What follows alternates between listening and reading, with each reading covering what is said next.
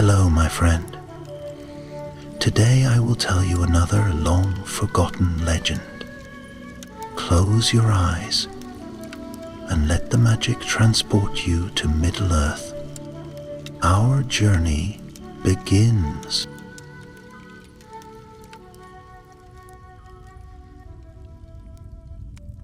Long ago, before the great wars of men and the fall of mighty kings, before the Fellowship had ever tread upon the roads of Middle-earth, a shadow stirred in lands few ever spoke of, not in the rolling green of the Shire, nor in the deep woods of Lothlorien, but far to the east, beyond the last borders of Gondor, beyond the lands marked on the maps of the West, and in that forgotten East, among deserts as endless as time, beneath skies different from those that shone over the halls of Rivendell, walked a man clad in robes of deep cerulean blue.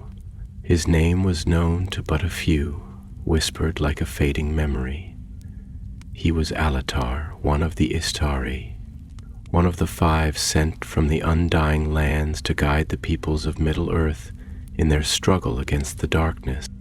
But unlike Gandalf, unlike Saruman or Radagast, his path was unknown, uncharted, hidden in the folds of time. He had walked away from the White Council and the wars of the West. He had gone where none of his kin dared to tread, into the East where the stars held different constellations, and where the will of Sauron stretched long and deep, winding its way into the hearts of men who had never known another master. His staff, gnarled like the roots of an ancient tree, pressed into the red sands of the wasteland, and his cloak billowed like the tide of a restless sea. His journey had been long, so long that he had lost count of the years. What had he found in the lands beyond Rhûn? What truths did he bear? None in the West could say, for to them he was lost, another wanderer swallowed by the ever-hungry sands of time. But he was not lost. Not yet. He walked through the ruined halls of a forgotten kingdom, the stones whispering secrets only the wind had heard. The world here was old, untouched by the hands of elves or dwarves, for those folk had never wandered so far. No songs of Valinor were sung here, no echoes of Belarion's sorrow remained. Only the bones of kings who had once ruled mighty cities, their names now dust upon the wind. And yet there were eyes upon him.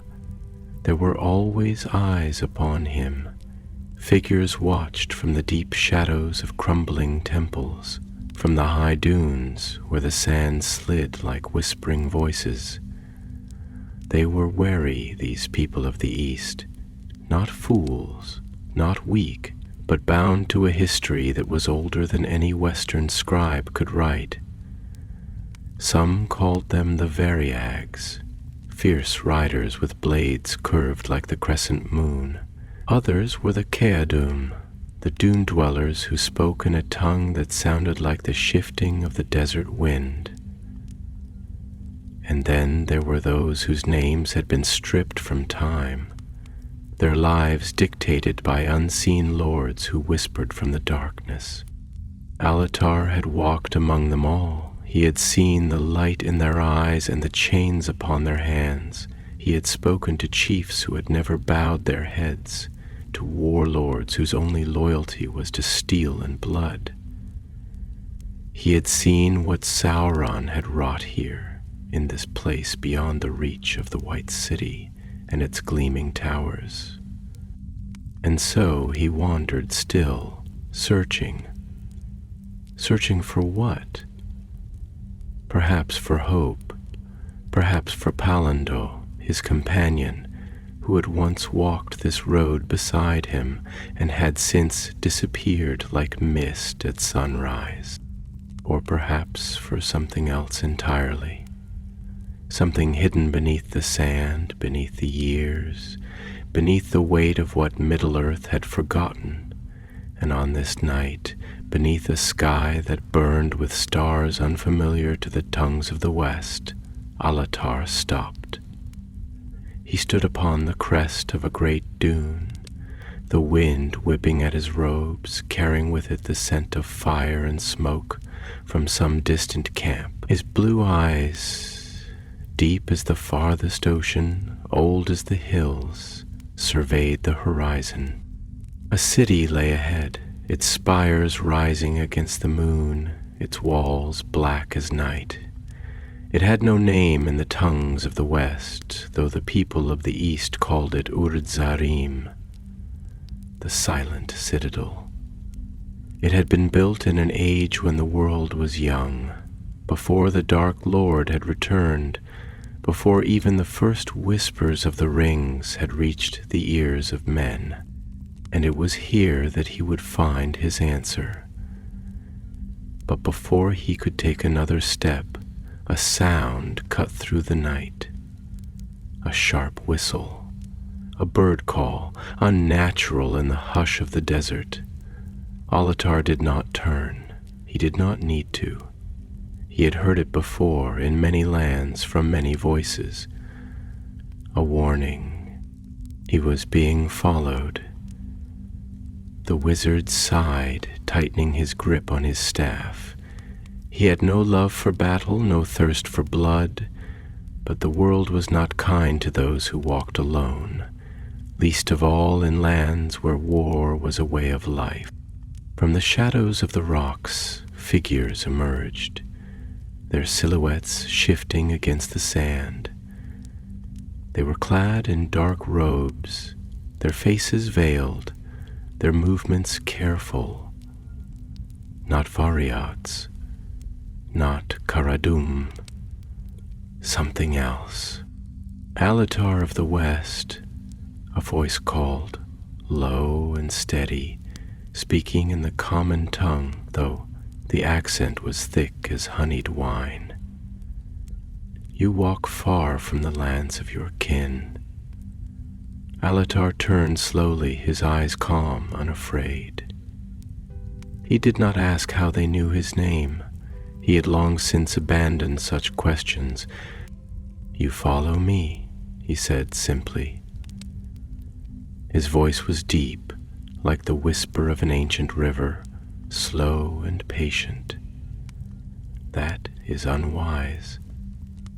The figures did not move closer, but he could feel their intent pressing against him, like a storm gathering on the edge of the world. You seek the city, the leader spoke again. Urdzarim, it is not a place for wanderers. Alatar let out a quiet breath, glancing once more at the black city that loomed in the distance. He had been many things in his long years, a traveler, a teacher, a whisper in the dark places of the world, but he had never been one to turn back. Then it is a good thing, he said, that I am not a wanderer. And with that he stepped forward, the desert wind howling at his back as the nameless figures closed in. The wind wove through the dunes like a restless spirit, curling and twisting over the darkened sands, carrying with it a whisper of things unseen, of voices long buried beneath the weight of centuries, of secrets left to fade beneath an ever-turning sky. The stars above were cold and distant, their pale glimmers caught in the rippling fabric of Alatar's robe as he moved forward, his footfalls soundless against the shifting desert. The air was thick with the scent of old fire, of distant embers smoldering in places unseen, and the very earth seemed to tremble under the burden of history too ancient to name. The figures before him stood in stillness, their shapes barely distinct from the night itself, as if they had been born from the very shadows that clung to the crevices of the rocks. Their robes, dark as the void between the stars, fluttered in the desert breeze, though they did not move otherwise. The one who had spoken stood at their center, a tall figure wrapped in veils of midnight, his voice deep and deliberate, his presence like an immovable pillar amidst the flowing sands. "You walk toward a place where names are forgotten," the man said, his tone weighty, measured, as though each word was a stone set upon an unseen foundation. "The walls of Urdzarim do not welcome those who come seeking what was meant to be lost." Alatar let his gaze settle upon the stranger, his expression unreadable, though there was no mistaking the sharp gleam of intelligence in his deep-set eyes, eyes that held within them the vastness of the world, the slow unraveling of ages, the quiet contemplation of things both great and terrible. He tightened his grip upon his staff, though not in hostility, but in something far more profound, a gesture of readiness, of measured anticipation, as if he stood upon the precipice of some unseen chasm, its depths hidden just beyond the veil of understanding. "I have walked long upon the roads that lie between light and shadow," Alatar murmured, his voice carrying the weight of countless years, a voice shaped by the passage of time itself. "I have seen kingdoms rise and fall, have watched as the river of days carries all things to the same unrelenting sea. Do you believe, then, that a name can truly be forgotten? That a place, no matter how deep its silence, can erase all memory of what was once spoken within its walls?" The stranger did not answer at once. The night stretched between them like a taut thread, the silence thick, heavy, alive with the presence of something unseen. And then, slowly, the man inclined his head, a shadow of thought passing behind his veiled gaze. "A name is not merely a sound upon the tongue," he said, his voice softer now, though no less measured. "It is a thing woven into the very fabric of the world, a thread in the great tapestry of time. A place such as Urdzarim does not erase things. It devours them, swallows them into its darkness, reshapes them into whispers that no longer belong to those who once bore them." Alatar let the words settle in his mind, turning them over like stones worn smooth by the slow patience of the tide. He understood the weight of what the stranger spoke, the ancient truth hidden beneath the surface of those words, for he had seen it before, in places long abandoned, where ruins stood like the bones of forgotten giants, where echoes of lost voices drifted through corridors where no feet had walked in an age. The past did not die, it merely changed form, like mist curling between the roots of an old tree, like the lingering scent of rain upon the earth, long after the storm had passed. "If that is so," Alatar said at last, his voice steady, unwavering, "then I will listen to those whispers. I will walk the paths where their echoes remain. And if Urdzarim seeks to take my name as well, then let it try. I have wandered too far to turn back now." The stranger studied him for a long moment, as if measuring something unseen, weighing the unseen scales of fate. Then, with a slow exhale, he raised a hand, fingers curling like the branches of a dying tree. The other figures, still silent as the grave, stepped aside, their movements fluid, barely stirring the dust beneath their feet. "Then go," the man said, his voice a mere breath upon the wind. "But know this, Alatar of the West, there are things in Urdzarim that do not wish to be found, and there are shadows there that will remember you, even if all else is forgotten." Alatar inclined his head slightly, his expression neither defiant nor fearful, but filled with the quiet resolve of one who had already accepted whatever lay upon the path ahead. Without another word, he stepped forward, passing through the space the figures had left for him, his staff pressing into the sand, each step carrying him closer to the waiting gates of the city. Behind them, the figures melted back into the night, vanishing as though they had never been there at all.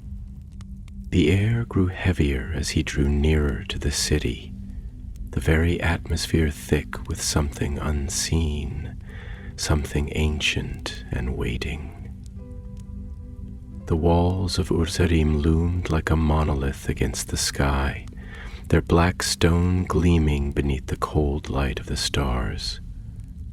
They were high, impossibly high, and smooth as glass, untouched by the scars of time. No banners flew from its towers, no torches burned upon its ramparts. It was a place that had abandoned all pretense of welcoming the living. Alatar paused before the towering gates, his gaze tracing the intricate carvings etched into the stone, symbols that seemed to shift in the dim light, their meaning just beyond comprehension. He ran his fingers lightly over them, feeling the faint pulse of something buried deep within the stone, a presence neither warm nor cold, but watchful. The gates did not bear the marks of hinges or latches, no sign of any mechanism that might open them, and yet he knew, without question, that they were not meant to remain closed forever. He exhaled slowly, lifting his staff, pressing its tip lightly against the ancient carvings. The air around him shuddered, a low hum resonating through the stone, as if the city itself had taken a breath, sensing his presence, remembering. And then, with a sound like distant thunder rolling across the bones of the earth, the gates began to open, a slow, deliberate movement, revealing the darkness beyond, an abyss where the air itself seemed to ripple, where the silence was so thick it pressed against the skin like unseen hands. Alatar did not hesitate. He stepped forward into the waiting mouth of the city, into the place where names were swallowed and memory became dust, and the gates with the same heavy finality closed behind him. The city of Urdzarim had accepted him, for now the city swallowed him whole, its silence deeper than the void between stars, its vastness stretching beyond sight, beyond understanding. The moment the gates sealed behind him, the sound of their closing echoed through the empty corridors of stone, reverberating like a sigh from the throat of a long-dead titan. Alatar stood motionless for a moment, allowing the weight of the place to settle upon his shoulders, feeling it coil around him like a living thing. The air was thick, heavy with the scent of dust and forgotten time, and the cold was not the cold of mere stone, but the deeper, gnawing cold of abandonment, of memories that had been left to wither like roots severed from the earth. His fingers tightened around his staff, and with slow, deliberate steps he moved forward. The passage before him stretched into darkness, the walls rising high and smooth, their surfaces unbroken by the passage of hands, unmarked by the wear of rain or sun. The architecture was strange to him, older than anything he had seen in the West, older even than the ruins of Numenor or the deep delvings of Khazad-dûm. There was something unnatural in the way the stones fit together. Seamless, as though they had been shaped not by chisels or mortal hands, but by a force that did not work within the constraints of time and decay. A whisper of movement stirred the air. It was not a sound, not truly, not the rustle of fabric nor the tread of a footstep, but a shifting presence. A ripple in the stillness that pressed against his skin, brushing the edges of his thoughts. Alatar paused, his breath slow, steady. He had walked through many lands, stood before many unseen watchers, and he knew the feeling of a gaze that did not belong to mortal eyes. He did not turn. Instead he spoke, his voice soft but carrying through the emptiness like the whisper of wind through old branches. There are places in this world where silence is not the absence of sound, but the presence of something that does not wish to be known. I have walked through forests where the trees remember the songs of elves who have long since departed, through ruins where the air still carries the sorrow of those who built them. And now I walk through this place, where even silence has weight, where the very walls seem to listen. Tell me, unseen one, do you watch because you fear me, or because you wait for me to understand?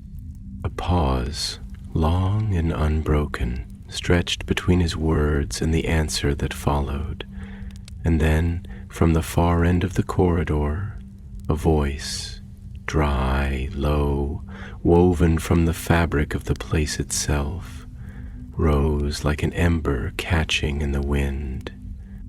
You speak as one who has stood upon the threshold of many doors, as one who knows the weight of history and the burden of those who have borne it before you.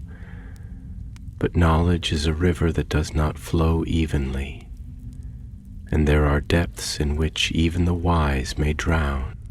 Altair turned his head slightly, his gaze settling upon the farthest reaches of the dim corridor, where the shape of a figure had begun to emerge from the darkness. The man who stepped into the faint light was neither young nor old, his features weathered but untouched by time's decay. His robes, once richly woven, now bore the marks of long years, frayed at the edges, the color faded like parchment left too long in the sun. His eyes, dark and watchful, held within them the weight of knowing, a knowing that was neither welcoming nor hostile, but simply present. You have come to Ur-Zarim, the man continued, his voice steady, as if the words had already been spoken before, as if they had been waiting for Alatar long before he had ever set foot upon this path. And now you stand within it, but the city does not welcome, it does not shelter, it does not offer anything except that which is taken. Alatar studied him for a long moment, and when he spoke, his voice was measured, as one testing the weight of something unseen. If that is true, then what remains for those who have nothing left to take, for those who have come not to claim, but to listen? A flicker of something, understanding perhaps, or amusement so faint it barely touched the surface, passed across the stranger's face. He took a slow step forward, his hands clasped before him, as if measuring Alatar in ways that had nothing to do with sight. "The city remembers," he said at last. "But memories are not truths. They are echoes, reflections cast upon water, shaped by those who speak them, changed by those who carry them forward. You seek something here, though you do not yet name it. But Urdzarim does not answer to those who ask. It answers to those who endure." Alatar exhaled softly, his gaze never leaving the strangers.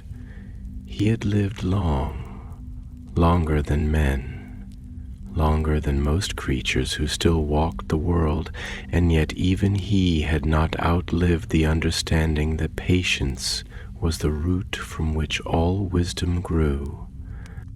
"Then tell me," he said, his voice quiet, steady, laced with something deeper than mere inquiry. "Tell me what the city remembers." A silence settled between them, but it was not an empty silence. It was filled with the weight of things unsaid, with the unseen currents of a place that had been abandoned by the living, but not by the past. The stranger tilted his head slightly, as if listening to something distant, something just beyond hearing, and when he spoke again, his words carried the weight of stone shifting after long dormancy. "There was a time," he murmured, "when the West did not know of this place, when the maps of Gondor and Numenor bore no markings beyond the Sea of Rune. But the East has always been, and Urdzarim was old before the first stones of Minas Tirith were ever laid. It was not built by men, nor by elves, nor by the hands of any who still walk beneath the stars. Its foundation is older than language, older than the names you give to the world." Alatar felt a slow, chill wind its way through him, not from fear, but from the dawning realization that he stood upon something far deeper than even his own long travels had prepared him for. He had expected ruins, the remnants of a forgotten kingdom, but this was something different, something older than the stories told by the wise. "And yet you remain," Alatar said, his voice softer now, thoughtful. "You who have not forgotten.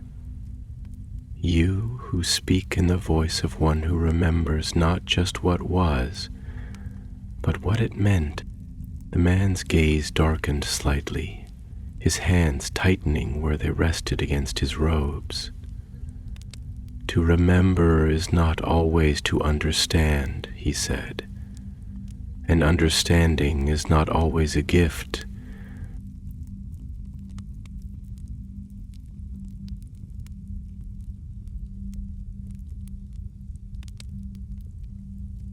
Alatar watched him, and in the stillness that followed, he felt the city shift around them, not in movement but in presence. He had been right. This was not a place that had been merely left behind. It was a place that still watched, that still listened. And if it still listened, then somewhere in the long-forgotten corridors of its endless silence, there were answers. Answers that he would find, even if the city itself did not wish them to be found. The silence of Urdzarim stretched around them, vast and unbroken, deeper than the chasm of the sky above, heavier than the weight of time itself. It was not the silence of mere emptiness, nor the hush of forgotten ruins where the wind still weaves through broken stones. It was a silence alive with absence, a silence that had been shaped by something greater than decay, something deliberate, as though the city had chosen to forget itself. Alatar stood within that silence, feeling it press against his skin, feeling it coil around the edges of his thoughts like creeping ivy, like roots digging into old stone, patient, insistent. The air was thick with dust and shadow, yet beneath that, beneath the cold dryness of a place abandoned by warmth, there was something else, something lingering, waiting like the last ember beneath a bed of dying coals. He did not speak immediately, nor did he move, for he knew that this was a place where speech was not merely sound, but an intrusion, where every step carried the weight of consequence, where every breath stirred the memory of things that did not wish to be stirred. Before him, the man in the tattered robes remained motionless, his face a mask of contemplation, his dark eyes unreadable, like the surface of a deep lake beneath which currents ran unseen.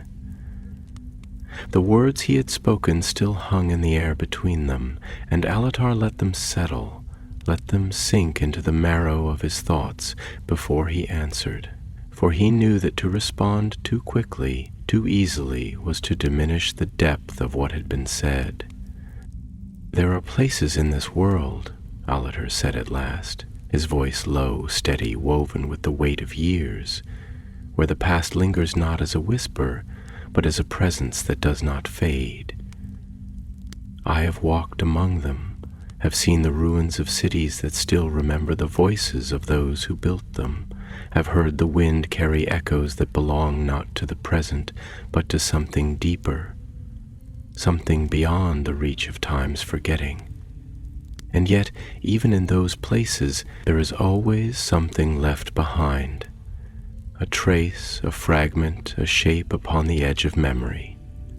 But this place..." He paused, glancing around at the darkened stone, at the unmoving shadows, at the walls that seemed to drink the very air around them. "This place is different. It does not merely remember, it waits." The man's expression did not change, but something in his gaze deepened, a flicker of thought moving beneath the surface. When he spoke, his voice was slow, deliberate, as if choosing each word with care. "Memory is not a gift given freely, nor a thing that lingers without reason.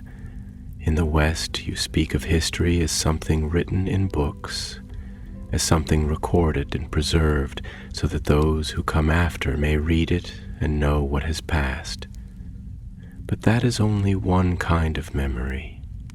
There is another, older kind, the memory that is not written, that does not belong to parchment or voice, but to the bones of the earth, to the weight of stone, to the very air that has been shaped by what has transpired within it. Yordzarum does not remember as men remember, does not tell its story in ways that can be recorded or spoken. It holds its past in silence, and silence is the language of things too great, too terrible, or too sacred to be named." Alatar studied him, his mind weaving through the threads of what had been said, piecing together the fragments of understanding that lay just beyond reach. He knew of such places, places where history was not merely forgotten but consumed, where time itself seemed to halt, as if unwilling to carry forward the weight of what had occurred. And yet there was something in the way the man spoke, something in the way his gaze lingered upon the stones, that told Alatar there was more to this silence than mere loss, more to this place than mere ruin. "You speak as one who has walked these halls before," Alatar said, his voice quieter now, not in deference, but in understanding, in recognition of the depth that lay beneath the words, as one who does not merely know the past, but who has stood within it, who has carried its weight upon his shoulders. "You say that this city does not welcome, that it does not offer, that it does not give, only takes, and yet you remain. You, who seem untouched by the passing of years, who speak not as an outsider, but as one who belongs to this place. even as it belongs to no one.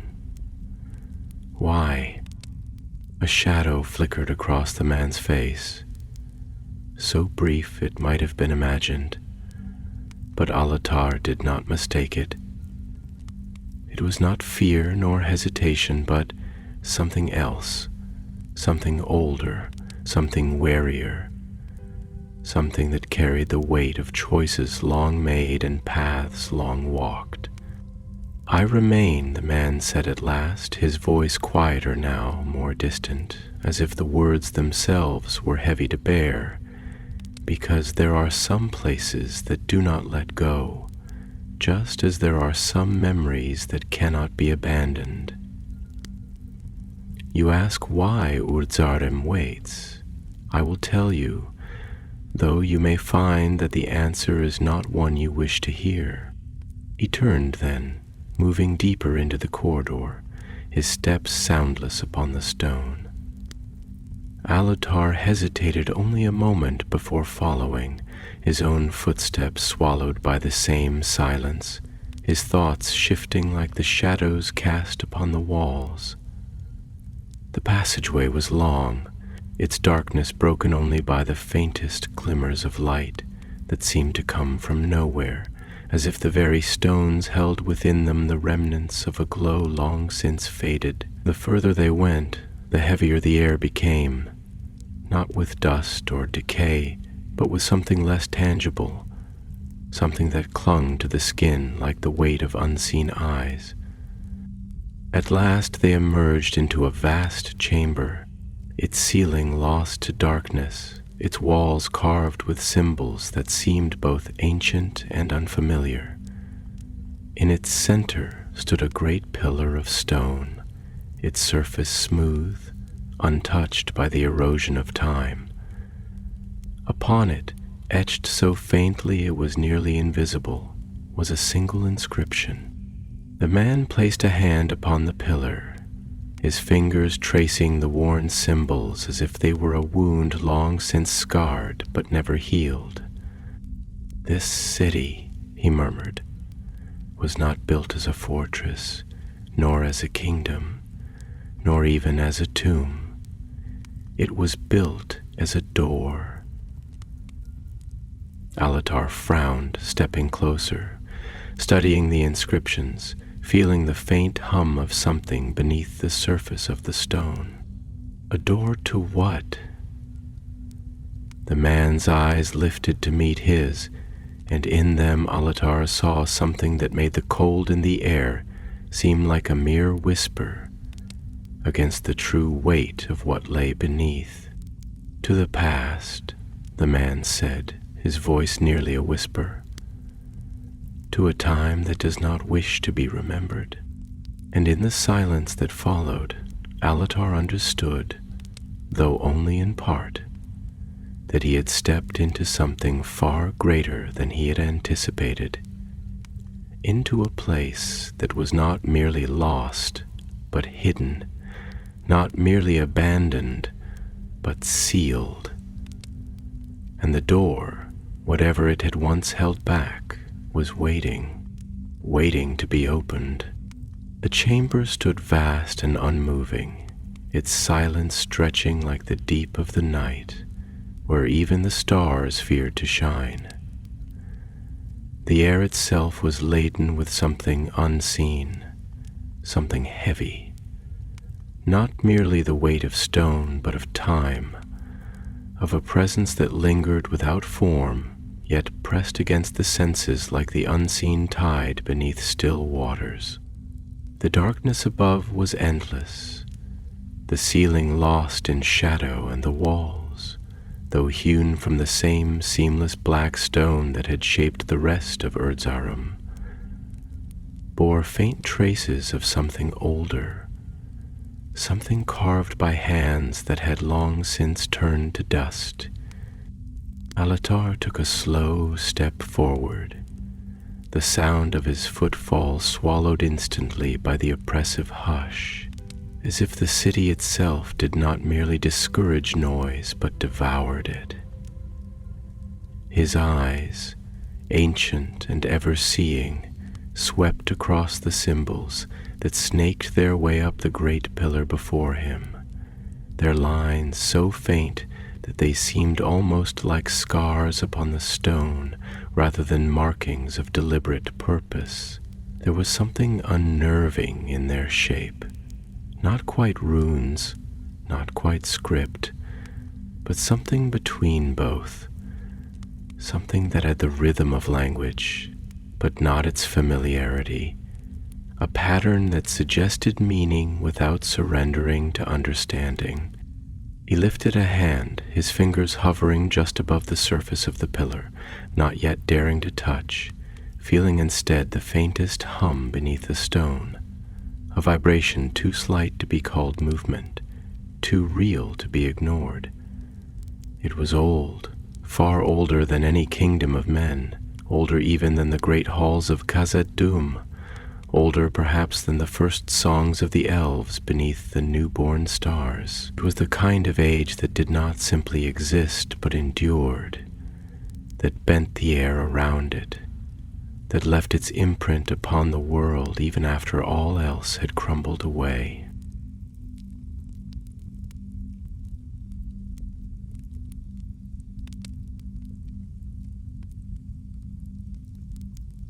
And still the man who had led him here stood unmoving, his hand resting lightly upon the inscriptions, his gaze distant, his posture poised in a way that suggested a familiarity with this place that went beyond mere knowledge. There was something in the way he traced the markings, something reverent, something sorrowful, as though his fingers moved not over stone, but over the memory of something lost. At last Alatar spoke, his voice low, quiet, a whisper of thought rather than mere sound.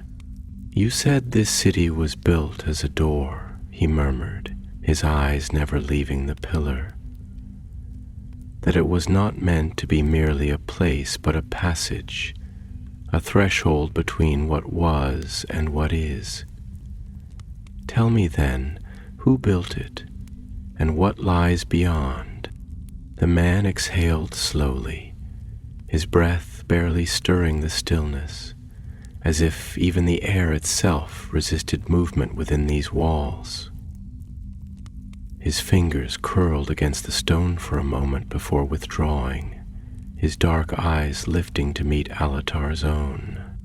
"There was a time," he said, and his voice was like the shifting of sand beneath ancient ruins, quiet but carrying the weight of something vast.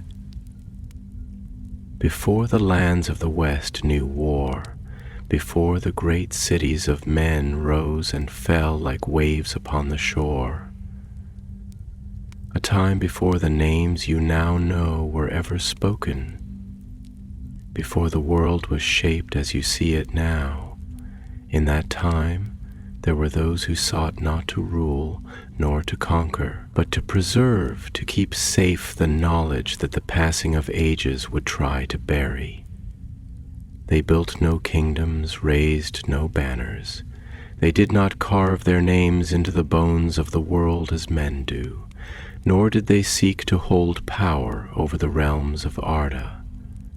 They understood, as few ever have, that knowledge is not merely light, but fire, that to keep it is not only to preserve, but to guard, to ensure that what is remembered does not consume those who remember.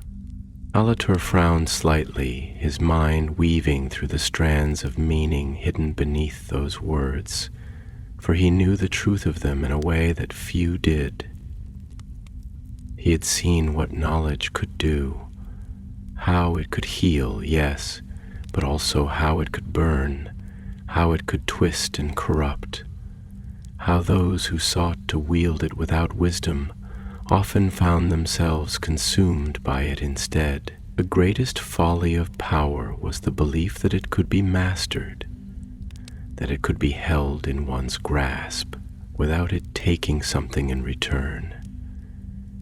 He had seen it in Saruman, in his descent from wisdom to ruin, in the way his thirst for knowledge had become a hunger for dominion, a hunger that had devoured him utterly. And what was it they sought to guard? Alatar asked at last, his voice a thread of quiet curiosity, though in truth the question was heavier than mere words. The man studied him for a long moment, his expression unreadable, his eyes shadowed with something distant, something that stretched far beyond this moment, beyond this place. A name, he said finally, and there was something in the way he spoke that sent a faint chill through the still air, something that made the silence of the chamber feel deeper, as if the very walls recoiled from the answer. A name that should not be spoken, a name that, if uttered, would stir something that has slept since the world was young. Alatar's fingers curled slightly against his staff, his pulse steady, though his mind was now weaving swiftly through the possibilities, the implications, the understanding that crept at the edges of thought, like the first glow of dawn before the sun has risen. "You fear it," he murmured, not as an accusation but as a simple observation. Even now, even after all these years, after all that time has taken, you still fear what it might bring. The man's gaze did not waver, but there was something in it, something old, something weary, something that spoke of burdens carried for too long. "There are things," he said slowly, deliberately, "that do not fade with time, that do not wither as kingdoms do, that do not break as stone eventually must. There are things that endure not because they should, but because they cannot do otherwise. And there are names that, when spoken, do not merely call, they awaken." The silence that followed was not empty. It was thick, almost tangible, pressing against the edges of thought, filling the chamber like water flooding a space too long left dry. Alatar let it settle before he spoke again, and when he did, his voice was even softer, yet no less certain. "And yet you remain here," he said, tilting his head slightly, his gaze never leaving the man's. "You who know more than you say. You who speak of things lost to time, yet have not been lost yourself. You who fear what might be stirred, yet stand at its threshold nonetheless."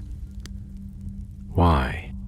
For a long moment the man did not answer, and in that moment Alatar felt as though he had stepped closer to something unseen, as though he had placed his hand upon a door that had not been touched in an age, as though the air around them held its breath, waiting. And then at last the man spoke, and when he did, it was not merely an answer. It was something deeper, something final, because someone must. And in those 3 words, Alatar understood that this was no mere city, no mere ruin of a forgotten age, understood that he had stepped into a place where the past had never truly died, where the echoes of something vast still lingered, where the weight of something long buried still pressed against the world like a shadow, waiting for the moment to stretch forth again, and understood that whatever lay beyond that door, whatever had been sealed away, was waiting, waiting to be remembered, waiting to be awakened. The silence of Ur-Zazirim was vast, not empty, but vast, like the stillness that lingers in a valley before the first storm winds descend from the mountains, a a silence that was not simply an absence of sound, but a presence, a consciousness woven into the very fabric of the stone. Alatar had walked long roads, had stood before places where time pooled like water in a forgotten well, but never had he stood in a place so utterly untouched by the erosion of the years. A place where silence was not a void to be filled, but a guardian of something deeper, something unspoken.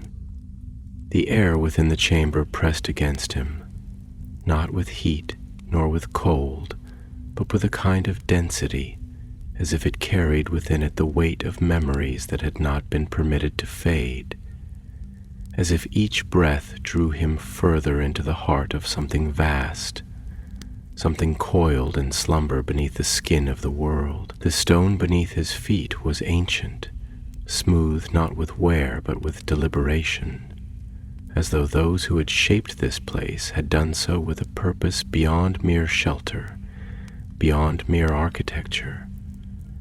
This was not a hall built for kings, nor a tomb meant to preserve the memory of those who had ruled. It was something else, a space carved not for the living, nor for the dead, but for something that existed between the two, something that had been sealed away, yet had never truly left. Alatar turned his gaze toward the man who had led him here, the one whose name had not been given, whose presence was neither welcoming nor hostile, but simply there. The figure stood beside the great pillar, his dark robes unmoving in the thick air, his expression a mask of contemplation, though his eyes betrayed something deeper, something weary. His hand, long-fingered and marked by time, rested upon the surface of the stone, tracing the faint etchings as though reading a language long lost to the tongues of men and elves alike. "You say this place was built as a door," Alatar murmured at last, his voice measured, woven with thought, as though the words themselves carried weight. "But doors are not merely entrances, they are boundaries, thresholds between what is known and what is unknown, what is permitted and what is forbidden. And every door, no matter how strong, no matter how well guarded, is made to be opened. If Urdzarim is a door, then tell me what stands on the other side." The man exhaled slowly, as though the question was not unexpected, yet still burdened him to answer, as though the words themselves carried the weight of something deeper than mere knowledge. His fingers lingered on the stone for a moment longer before he withdrew his hand, clasping them before him as his gaze met Alatar's, dark and unreadable as the depths of the sea. "There are names," he said, his voice quiet, deliberate, "that are not meant to be spoken, not because they are forgotten, but because they remember too well. There are places where time does not flow as it should, where the past lingers not as a memory, but as a presence, where what was is not merely a story, but a thing that still reaches, still whispers, still waits. This city," his gaze swept over the chamber, as though looking not at the stone, but at something beyond it, something hidden beneath its surface, "was built not as a monument, not as a stronghold, but as a seal, a barrier between this world and something that once walked within it, something that should never have been, something that must never be again." Alatar studied him in silence, his mind weaving through the implications, the weight of those words settling like a slow tide upon his thoughts. He had seen many things, had stood before powers that defied the understanding of mortal minds, had felt the slow, inexorable pull of forces that did not belong within the world, but that still pressed against its edges, seeking a way in. He had seen the remnants of Morgoth's great work, the echoes of his ruin lingering in the corners of the world like dying embers, had stood before places where the enemy's touch had left scars upon the very bones of the earth. But this was something else.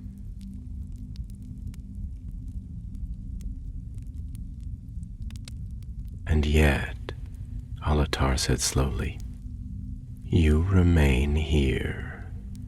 You who know more than you say.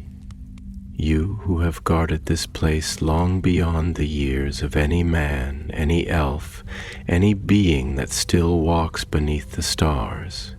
You fear what lies beyond this door, and yet you do not turn away from it. The man's gaze darkened slightly, his hands tightening where they rested against his robes. He was silent for a long moment, and in that moment the air within the chamber seemed to shift, to grow heavier, as if the very walls of Urdzarim were listening. Because fear, he said at last, is not enough. His voice was quieter now, not with weakness, but with the kind of strength that had been tested, that had been worn by the years into something harder than steel, something unyielding. There are things in this world that must be guarded, not because they can be destroyed, but because they cannot. There are names that cannot be erased, only silenced. There are doors that, if opened, can never be closed again, and someone, his gaze met Alatar's, steady, unwavering, must stand before them, not because they wish to, not because they are chosen, but because if they do not, no one will. Alatar held his gaze, feeling the truth of those words settle into the marrow of his bones, feeling the weight of what had been left unsaid. He knew what it was to carry such burdens, to walk paths that could not be abandoned, not because of duty nor of purpose, but because to do otherwise was to allow the world to slide further into shadow. He had seen what happened when such tasks were left untended, had seen how easily darkness crept into the spaces where vigilance had failed, how easily silence could become complacency, and complacency could become ruin. Slowly he turned his gaze back to the pillar, to the faint markings that ran along its surface, tracing the shape of something ancient, something waiting. And what if, Alatar said, his voice quieter now, laced with something deeper than mere inquiry, what if the door has already begun to open? The man did not answer at first, but Alatar saw it, the flicker in his expression, the way his fingers curled slightly against his robes, the way his breath ever so slightly hitched. And in that silence, in that brief moment, Alatar understood. It had begun. The door was no longer sealed. Something, somewhere, had already stirred, and whatever lay beyond it, whatever had been waiting, was listening. The silence that stretched between them was no longer merely the silence of Urdzarim. It had deepened, thickened, become something else entirely, something living, something aware. It was no longer merely the absence of sound, nor the weight of forgotten voices lingering upon the air like ghosts unwilling to depart. It was an unspoken understanding, a pause in the weave of time, as though the city itself was listening, as though the very stones, smooth and dark as the deep places of the world, were waiting for what would be said next. And in that silence, Alatar felt the cold press of realization settle into the marrow of his bones, felt the slow, inevitable certainty of what he had already suspected coiling itself into shape within his mind. The door had begun to open. Something unseen, something long bound, had already stirred. He exhaled slowly, drawing in the weight of that knowledge, letting it settle before he spoke. He had learned in all his long years that the greatest truths could not be rushed, that understanding was not something seized, but something uncovered, like an artifact buried deep beneath the sands of time. His voice, when it came, was quiet, measured, not with hesitation, but with the patience of one who knew that words, when spoken in places such as these, held power beyond mere speech. "I have walked the long roads of this world," he murmured, his gaze resting upon the pillar, upon the ancient inscriptions that ran like veins through the stone, tracing the remnants of a language that did not belong to men or elves, nor even to the oldest tongues still spoken upon Middle-earth. I have stood before ruins where time has turned memory to dust, where the echoes of great kingdoms have been worn away until only the bones remain. I have heard the whispers of things that should not be remembered, that have sunk so deep into the cracks of history that even the wise dare not speak of them. And yet his fingers brushed against the surface of the stone, not touching, merely hovering, as if testing the pulse of something unseen. Even in those places, even in the forgotten corners of the world, I have never felt a silence quite like this. This is not the silence of ruins left to decay, nor the quiet of a tomb long undisturbed. This silence is different. It is watching. It is waiting. The man who had led him here stood unmoving, his expression unreadable, his gaze lingering upon the pillar as though he too was seeing it anew, though Alatar knew that was not the case. No, this man, whoever he truly was, had known this place for longer than he let on, had walked these halls not as a wanderer, not as an outsider, but as a guardian, a sentinel, a figure who had remained when all else had been swallowed by time. "You are right," the man said at last, his voice low, weighted with something more than mere understanding, something that carried the weight of long years, of choices made and burdens carried. This is not the silence of something that has been forgotten. It is the silence of something that has been made to be forgotten. There is a difference, though few understand it. You, I think, do. Alatar studied him, his mind piecing together fragments of thought, of possibility, of meaning. "There are names," he said slowly, watching the way the man's expression did not change, yet seemed to tighten as if in anticipation, "that are not meant to be spoken, not because they are lost, but because they are still listening. There are things in this world that cannot be destroyed, not in the way that swords and kingdoms fall, not in the way that time wears away even the strongest of stones. There are things that endure not because they were meant to, but because they cannot do otherwise. This city, this door, what was sealed behind it, it was not merely hidden. It was silent. A flicker, so brief it might have been imagined, crossed the man's expression, a shadow of something distant, something unspoken. His hands tightened at his sides, and for a moment, just a moment, he looked almost as though he would speak, as though he would say something beyond what he had already allowed himself to reveal. But then, after that brief hesitation, he turned slightly, shifting his gaze away, as though the weight of what lay unspoken was too great to bear aloud. "You see much," he said at last, and his voice, though steady, carried with it the faintest echo of something else, something like resignation. "But there is more yet to see, more yet to understand."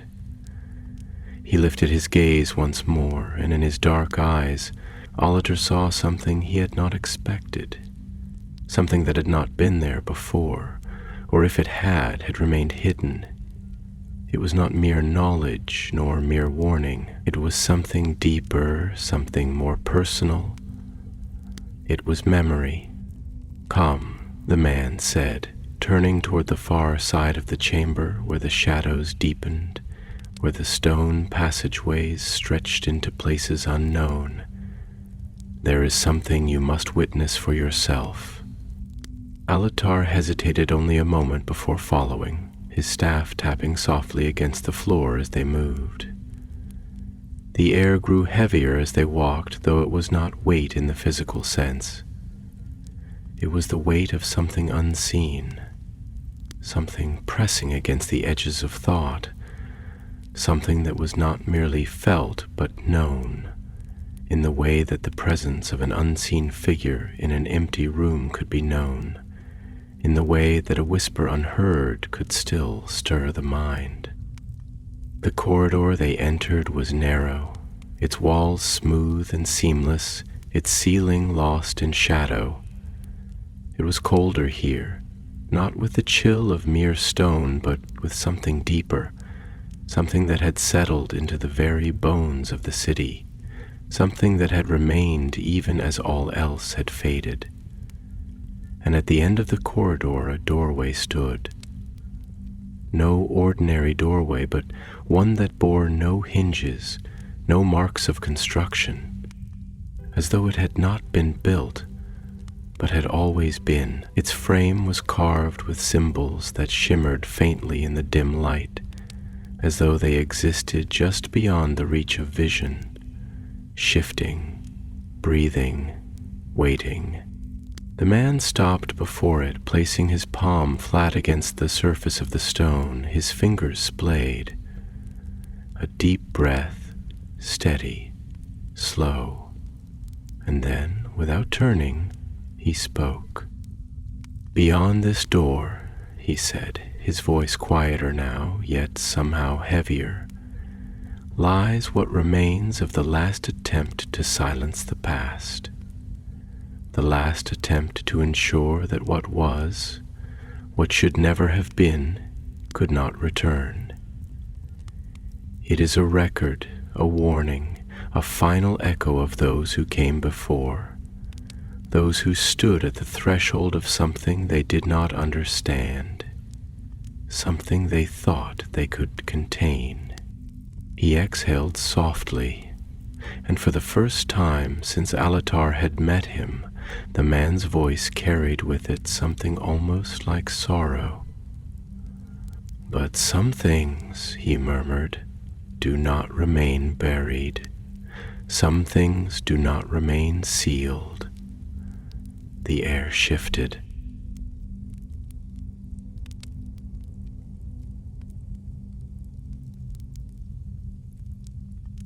The symbols on the door glowed faintly, pulsing with a rhythm that did not belong to mere light, but to something older, something vast.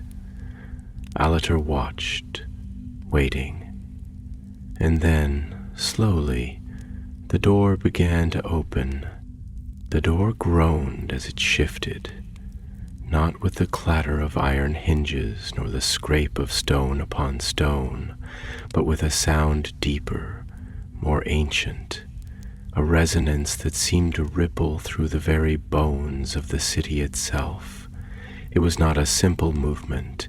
It was a breath, a stirring, the slow, deliberate parting of something that had lain sealed for longer than the memory of any living being. The symbols that adorned its surface pulsed, flickering with an unnatural light, not steady like flame, nor cold like the glimmer of distant stars, but something between, something shifting, uncertain, as though the very language that had bound them was faltering, as though the old magic that had once held firm was unraveling, thread by thread, undone by the weight of time. Alatar stood motionless, his staff gripped tightly in his hand, his breath steady but measured, his mind weaving through the implications of what he was witnessing.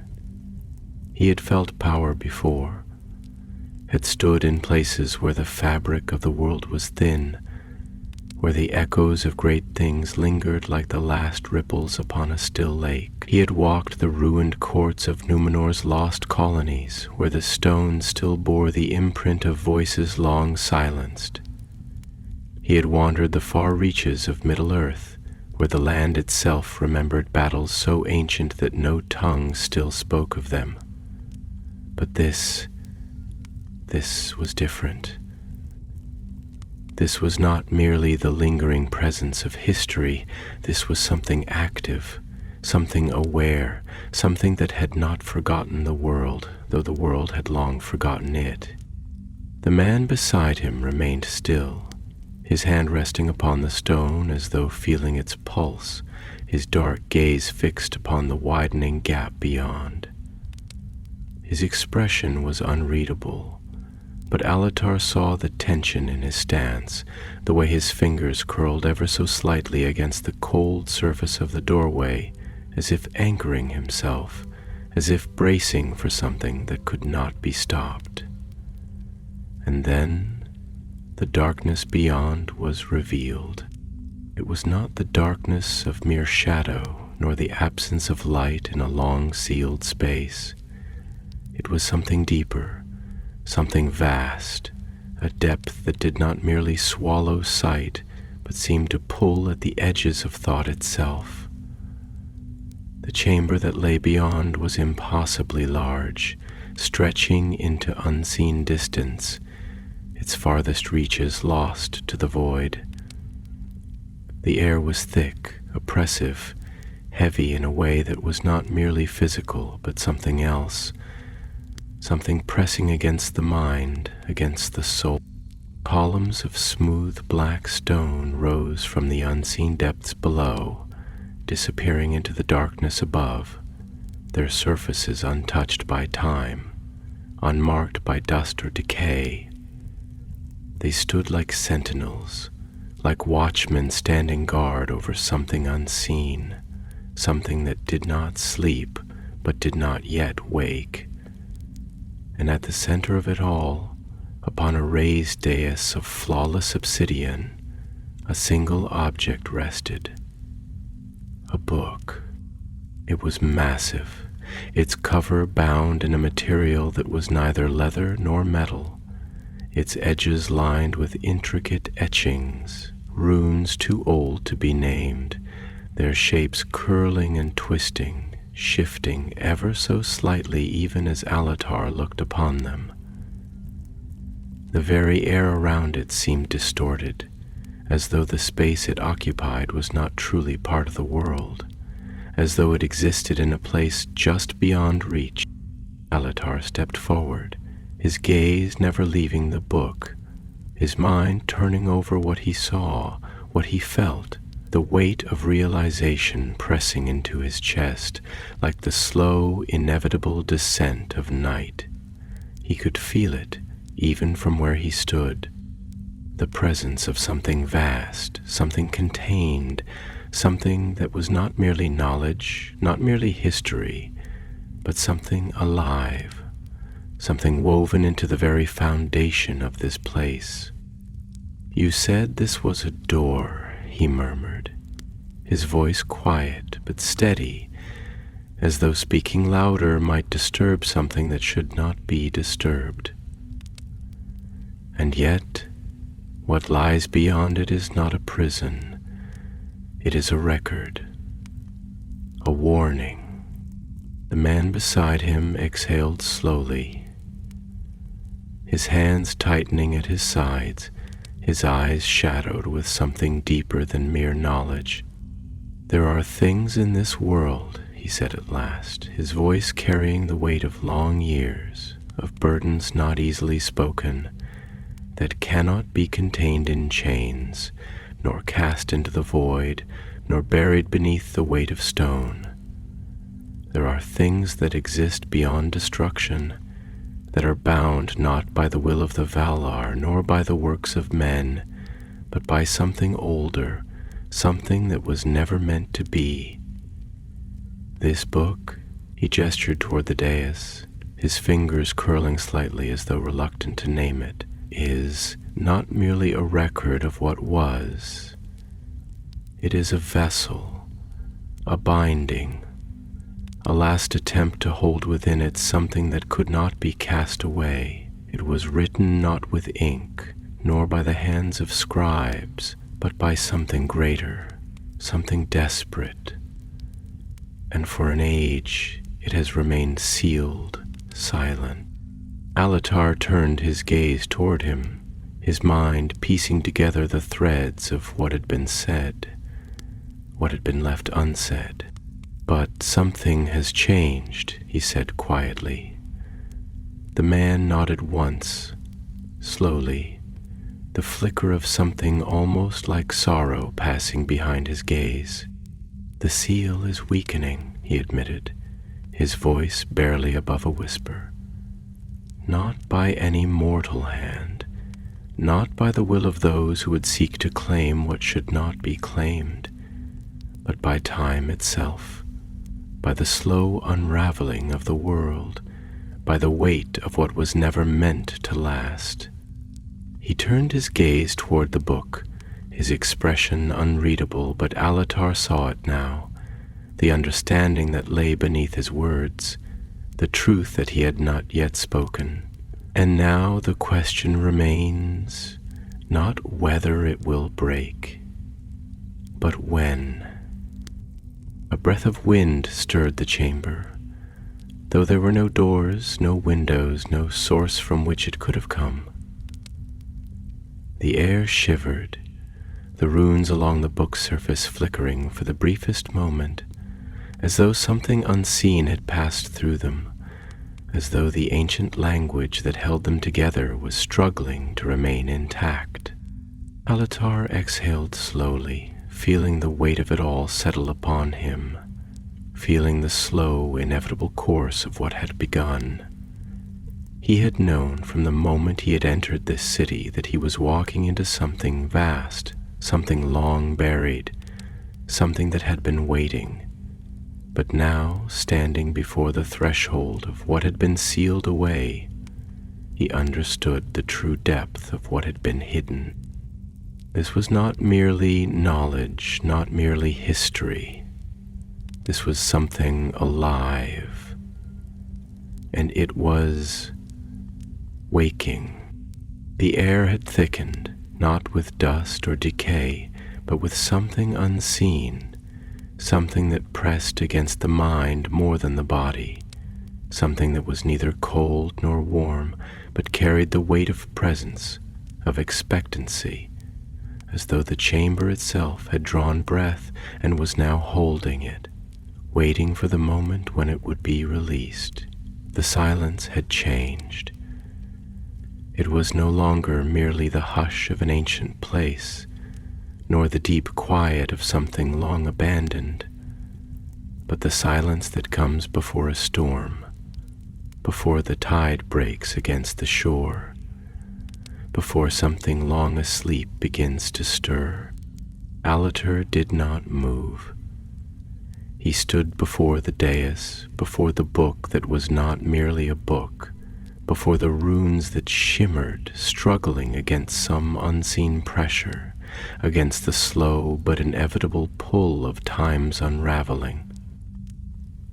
His breath was slow, measured, his hands resting upon his staff as he watched, as he listened, as he allowed himself to feel the shape of the moment, not merely with his senses, but with something deeper, something attuned to the turning of things greater than himself. The man beside him had not moved either, though Alatar could sense the weight of his thoughts, the quiet struggle that lay behind his unreadable gaze. There was no fear in him, but there was something else, something heavier, something weary, something that had been carried for far too long. And in that moment, Alatar understood. Though the man had not yet spoken it, he understood that this was not the first time he had stood in this place, not the first time he had felt the breath of something pressing against the edges of the world, not the first time he had been forced to weigh the cost of action against the cost of inaction. And now it had come again. "The seal is breaking," Alatar murmured at last, his voice low, steady, like the first ripple upon still water. "Not by force nor by will, but by the simple weight of time. And yet, it does not break all at once. It weakens, it frays, but it does not yet shatter. It lingers on the edge as though it still waits for something, as though it has not yet chosen whether to hold or to fall." The man exhaled slowly, his fingers tightening at his sides. "Because it is not a mere seal," he said, and though his voice remained calm, there was something beneath it, something heavier than words. It was never meant to last forever, not in the way that stone might endure, not in the way that walls may stand. It was not forged in the manner of barriers or chains. It was made with something else, a will, a choice. It was made not merely to contain, but to resist. And like all things bound by choice, it hesitates, it wavers.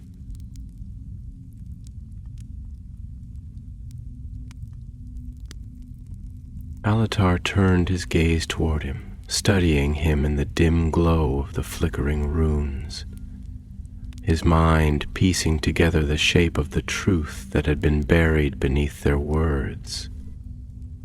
"And it was your choice, was it not?" he said softly, his voice not accusing but understanding. "It was not the work of many, not the labor of an order, nor the decree of the wise. It was you. You are the seal."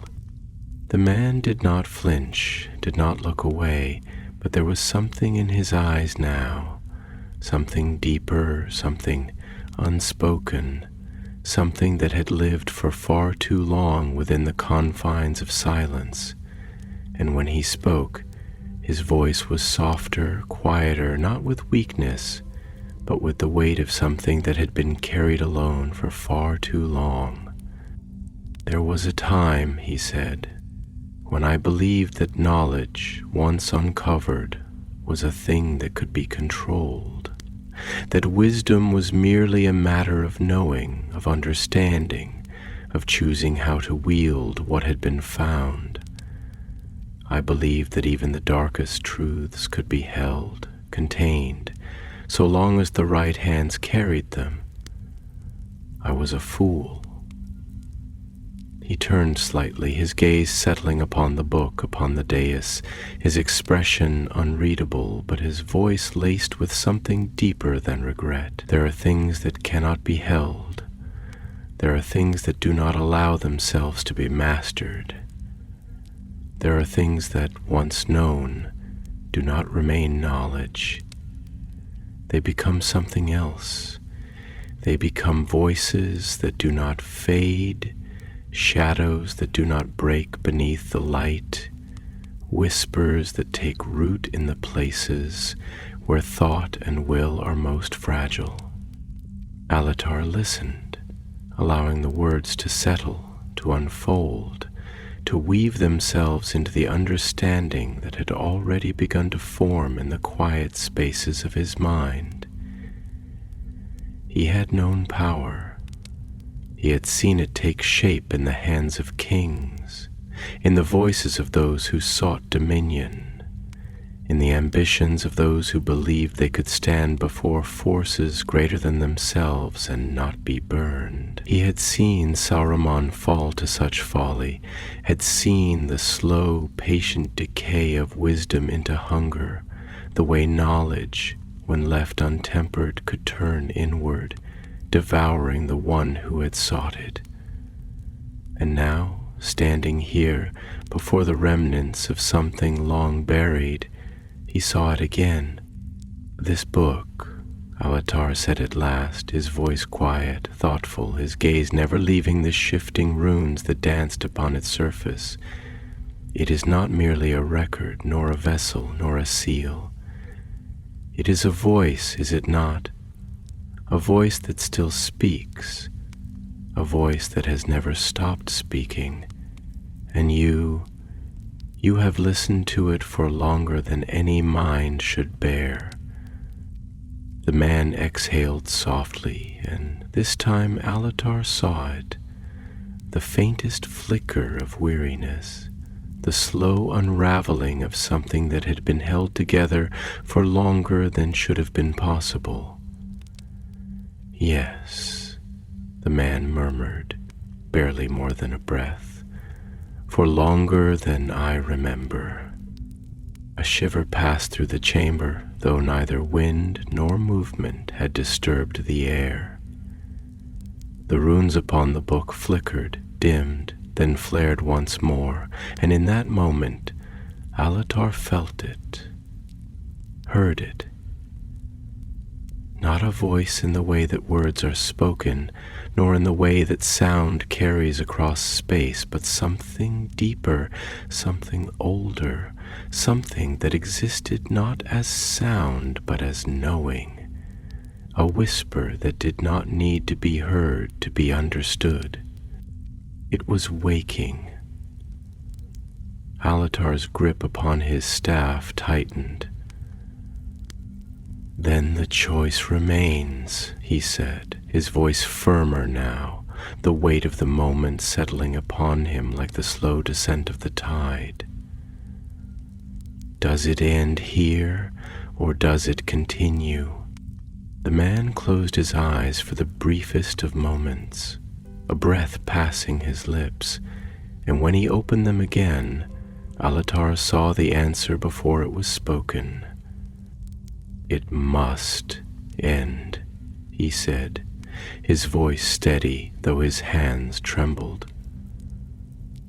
But not as it was intended, not by sealing it away once more, not by allowing time to unravel it again. It must end completely. A pause. A heartbeat stretched between them. And then, without another word, the man turned, stepping forward toward the dais, toward the book, toward the thing that had bound him for longer than time could measure. Alatar did not stop him. He did not need to. The chamber trembled, the air shuddered, the runes flared, brighter, then brighter still, until the room was alight, until the darkness recoiled, until, for the first time since this place had been built, since the first word had been written upon its pages, silence was no longer something waiting, no longer something watching, but something break. And then there was only light, and then there was nothing.